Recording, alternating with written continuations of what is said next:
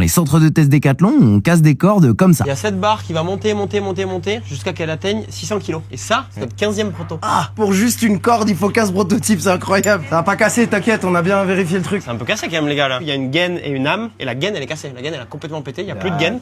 15e prototype pas validé, mais on reviendra pour le 16e, c'est ça? Et ça, c'est une des 3 vérifications de ouf que j'ai vues chez Simon, que je vais te montrer, de la plus petite à la plus énorme, et ça commence par les piolets. Le premier truc qu'on fait, c'est qu'on vient vérifier la dureté de la lame. Pourquoi ce serait trop dur? C'est grave que ce soit trop dur? Et bien oui, parce que quand une lame elle est trop dure, elle devient cassante. Et en fait, on vient le positionner dans cette petite machine. Je viens exercer une force, comme si en fait on avait la lame qui est dans une fissure et qu'on venait le déformer. Il faut qu'on s'assure que la déformation permanente, elle dépasse pas une certaine distance. Que la lame, elle plie.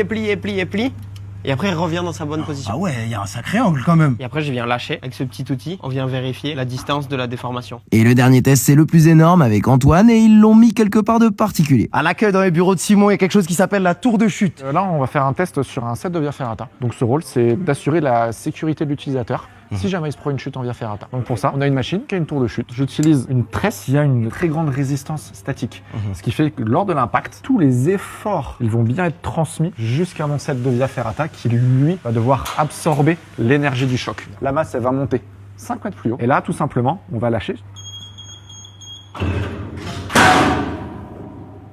Ok. Voilà, on a le set de via ferrata.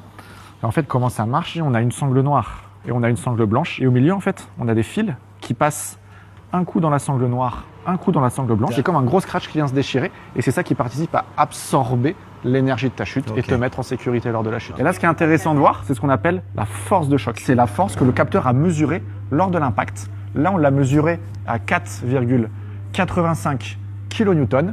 La norme, elle impose une valeur maximale à 6 kN. Et on sait que sur cet essai-là, on est blindé. Bref, si tu veux plus de vidéos où on casse des trucs pour te montrer comment ça marche, Abonnez-vous.